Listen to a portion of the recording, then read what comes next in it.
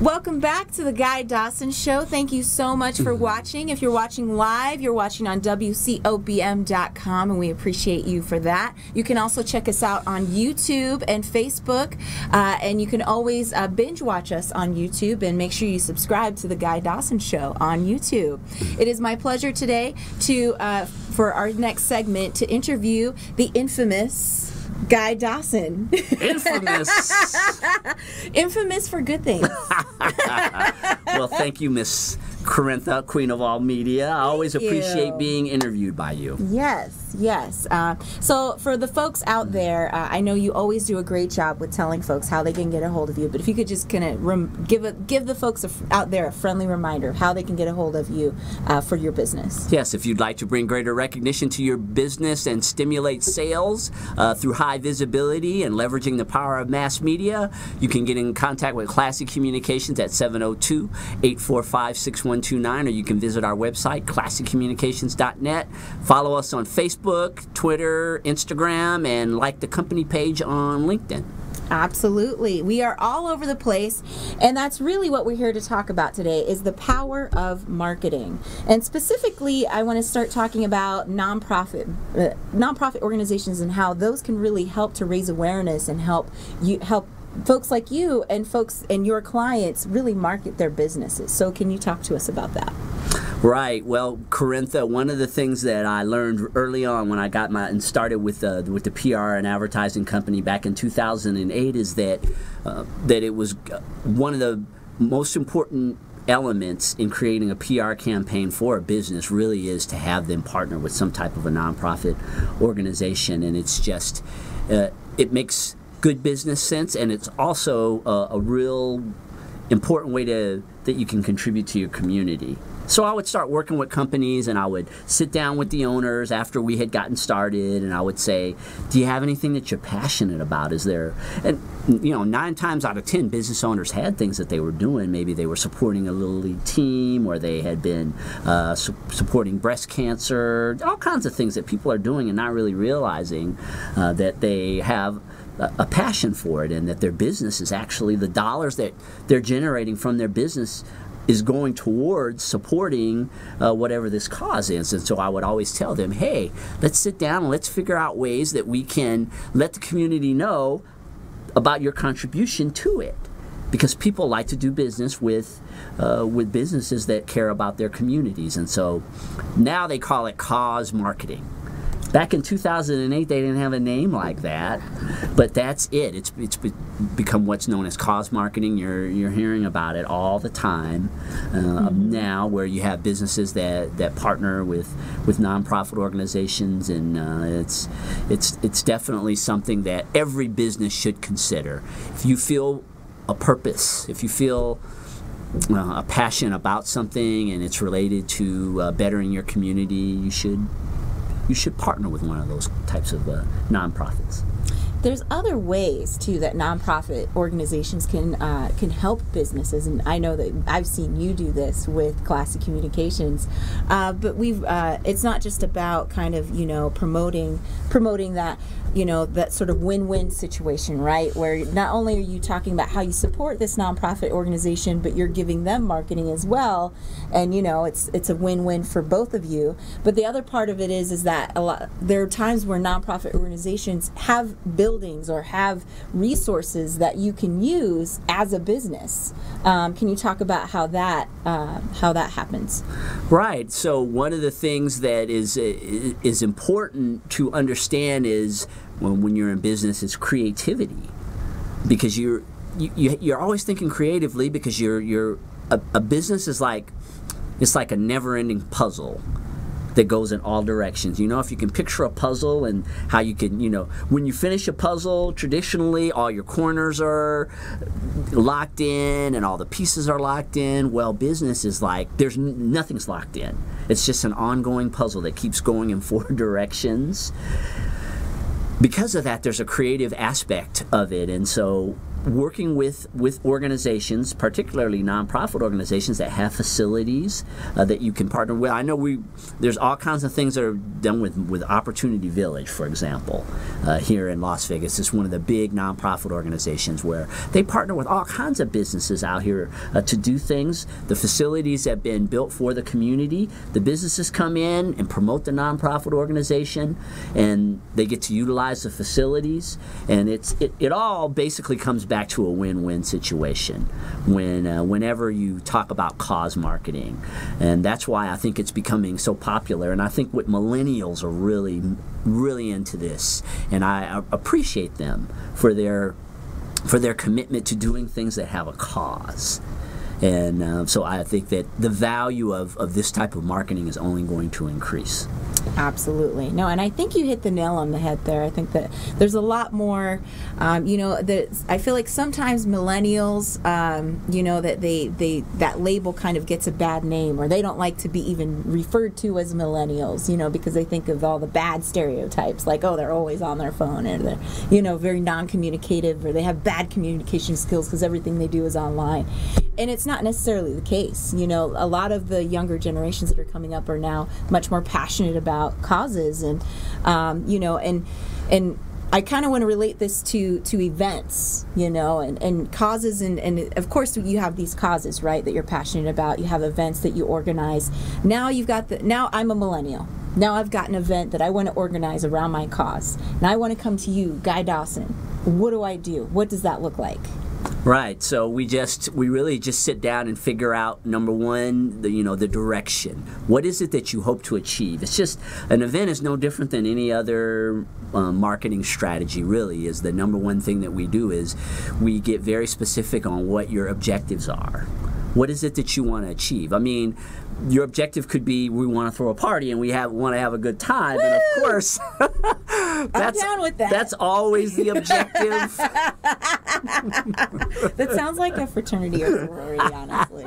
But of course, there's even these events that we do, and I know, Corintha, we worked on one a couple of months ago. We did an event called Businesses with Heart, which my company's been partnering with a nonprofit organization for a couple of years on this particular event, and it benefits a nonprofit organization out here that protects animals.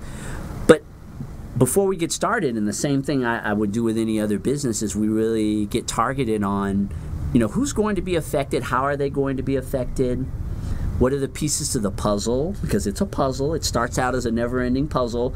The great thing about an event is that there's an end, because eventually the event is over, and you fill in all the pieces, which is, excuse me, different than what I was telling you before about running a business where it goes on and on.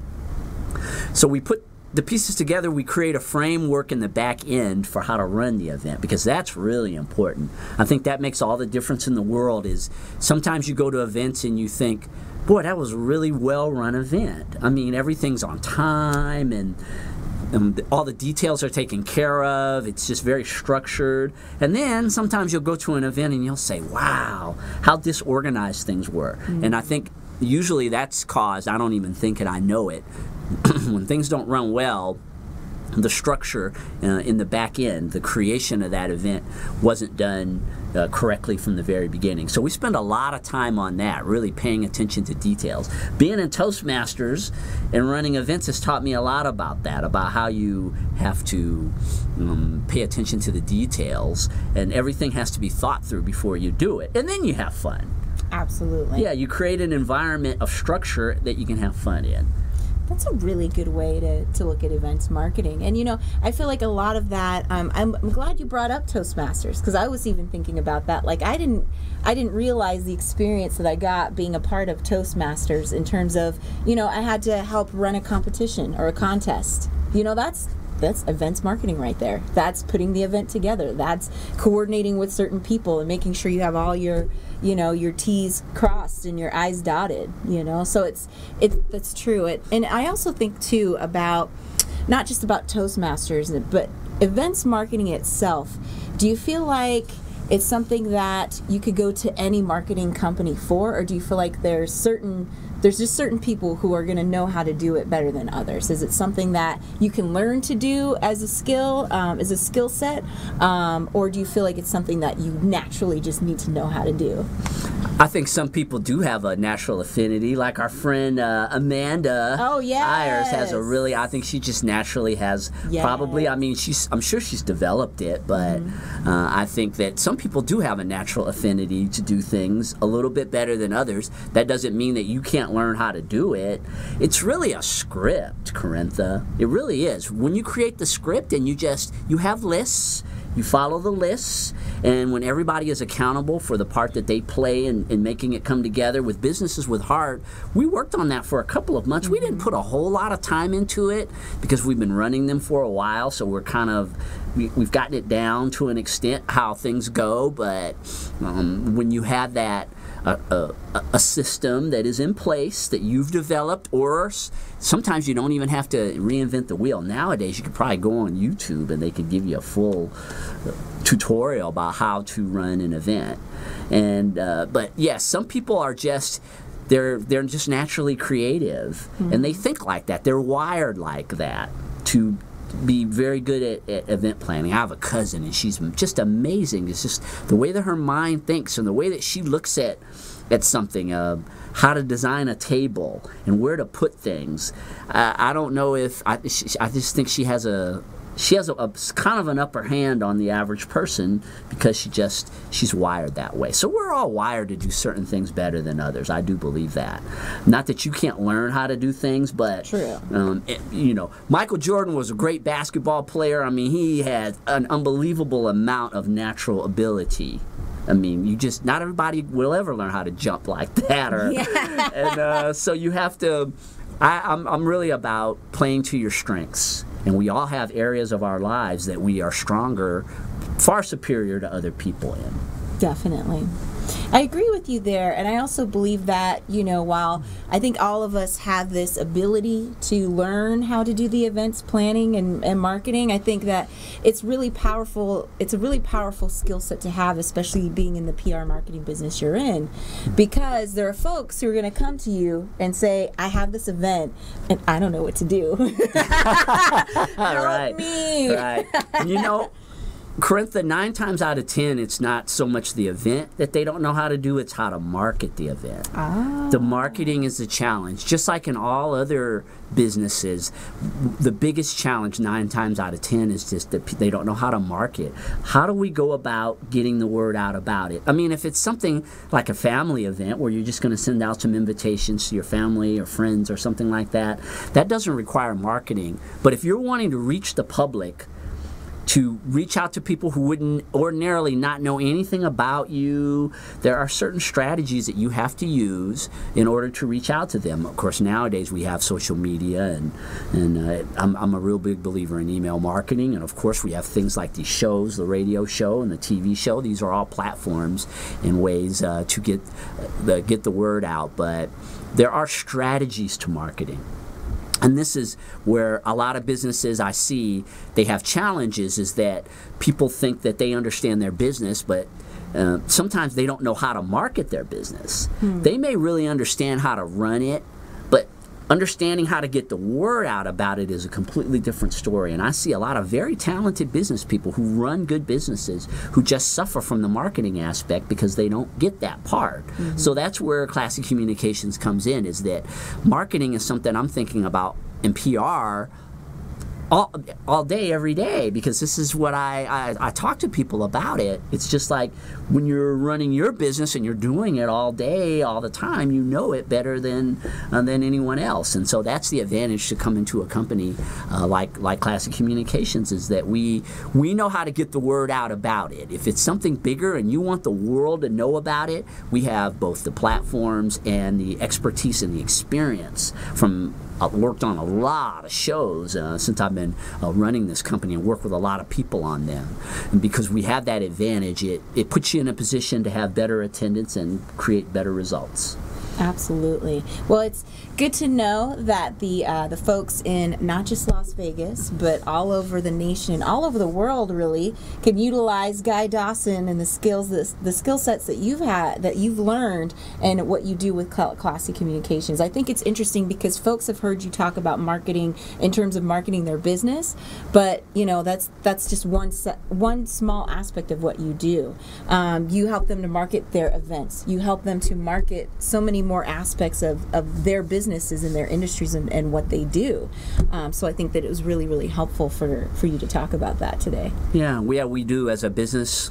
We have a focus on doing PR and advertising for businesses, but I've worked with all kinds of people, athletes and different types of people through the years on these strategies, because a public relations company is so multifaceted. Mm-hmm. When you, in terms of the things we do, we do the things that you would associate with a PR company, and that would be things like writing press releases, articles, appearances, getting people on radio, television, and things like that.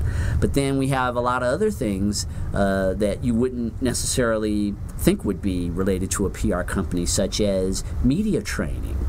Mm.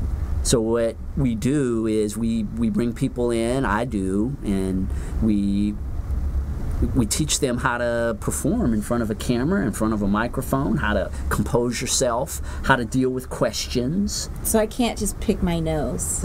I'm just kidding. I would never do that. If you pick your nose, YouTube is going to have it forever. I know. That's scary. Right, but these are things that it's a reality. So Corintha and I have been doing media training for about 5 or 6 months now, basically. Haven't we been? Oh yeah, it's been an interesting experience because you can't just walk in here and just expect to just be the most amazing person ever on television. Oh, okay, nailed it, done. It doesn't work like that. You have to be on top of your game. You have to be constantly thinking in your head, what am I going to say next? Anticipating the next question. Keeping the conversation in the rhythm. There really is like a rhythm, I feel like, that, in a flow to the show. And you have to keep it going.